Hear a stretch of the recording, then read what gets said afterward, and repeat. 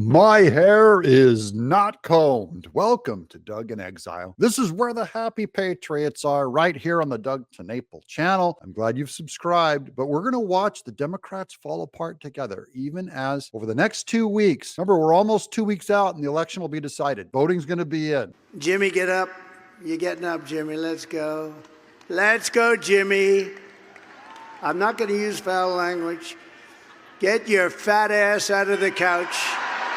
You're going to vote, Jimmy. You're going to vote. We're going to save our country, Jimmy. Democrats are losing their mind. They have convinced themselves and each other that Trump is literally Adolf Hitler. And by the way, why in the world would they have a peaceful transfer of power into the hands of someone who they say is literally Hitler? That's why they're going violent. That's why they're going nuts. Pray for them to repent and become Republicans. Nick Ayers, pictured here with President Trump and Kelly during his service. You see him in between Mike Pence and General Kelly there in that picture on the left-hand side. He posted this to X yesterday.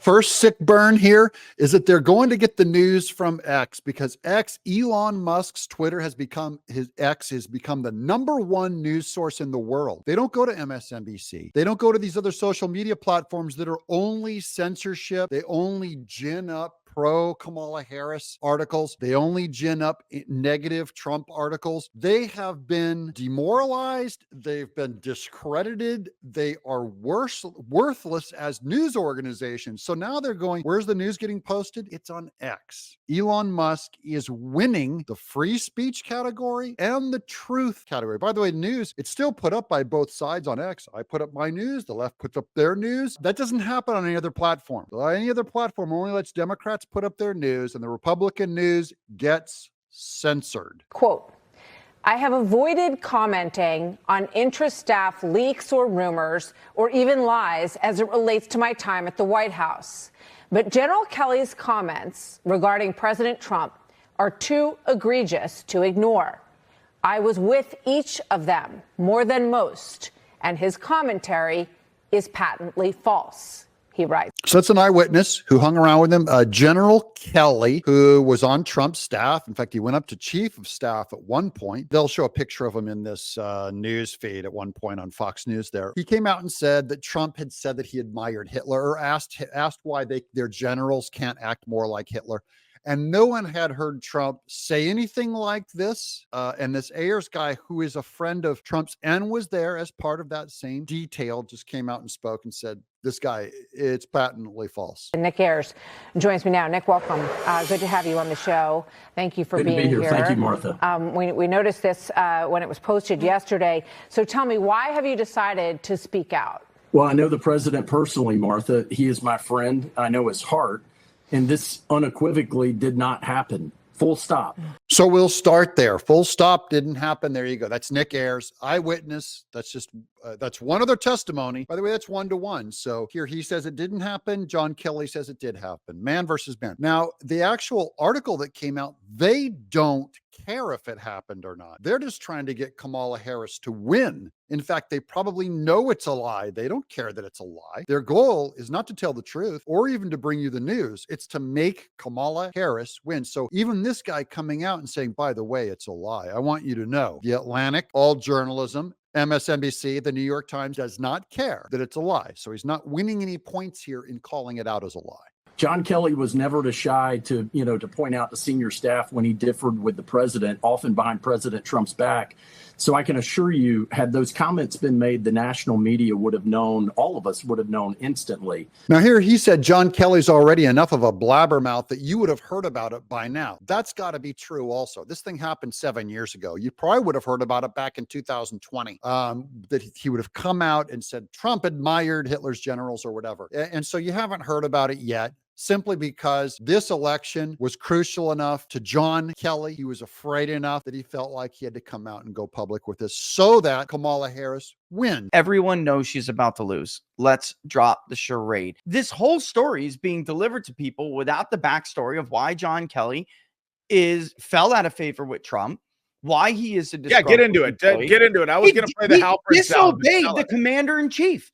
He's part of a rogue element of the president's administration who thinks he's better than the commander-in-chief, who thinks he knows better than the commander-in-chief. By the way, your Democrat friends who also repeat this thing and say that Trump admired Hitler, they also don't care about the truth. What they're really saying is, I want Kamala to win. Every news article, even John Kelly, in repeating this story, he's only saying, I have a translation for you. What all they're saying is, I want Kamala Harris to win and Trump to lose. It has nothing to do with the truth.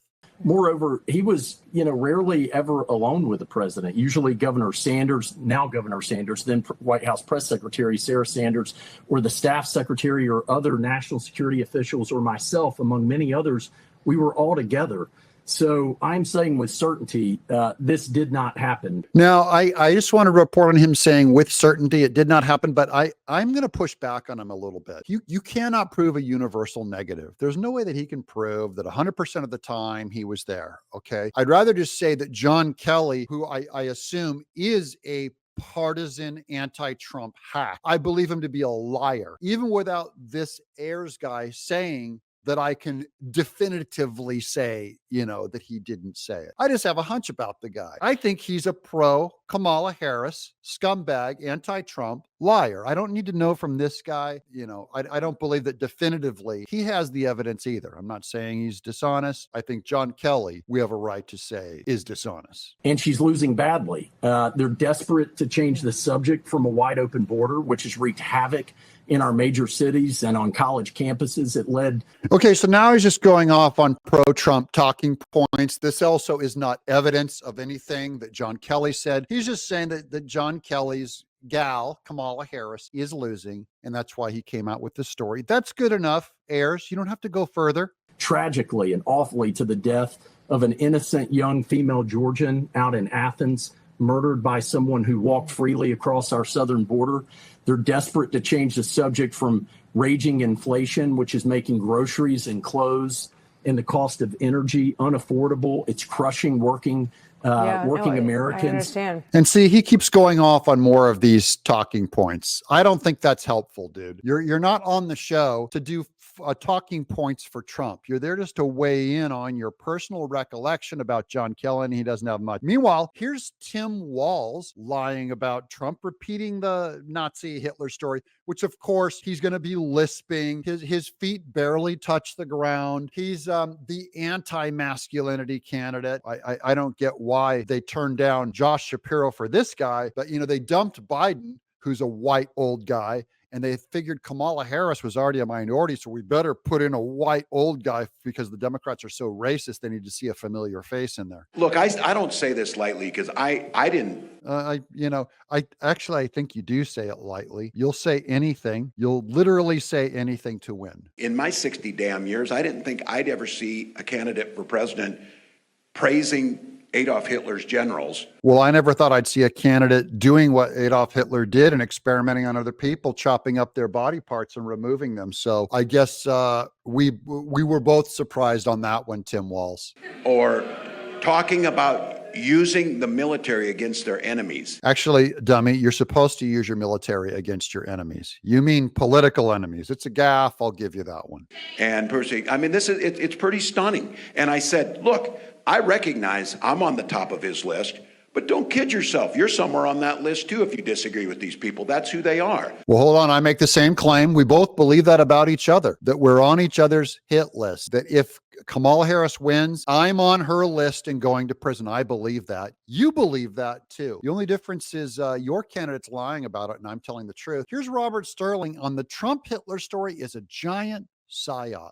I mean, literally, not figuratively. It's a military-grade, multi-stage psychological operation engineered to re-energize demoralized Harris supporters and through stigmatization, reduce turnout among Trump supporters. Did it work on you? Are you demoralized to come out and vote for Trump? Here's all the articles, a little thumbnail of all the articles that rolled out on John Kelly's giant psyop lie against Trump made to demoralize you as a voter. Are you going to vote early? Did you already vote early? Will you not vote early to help Donald Trump? I'm Doug in exile.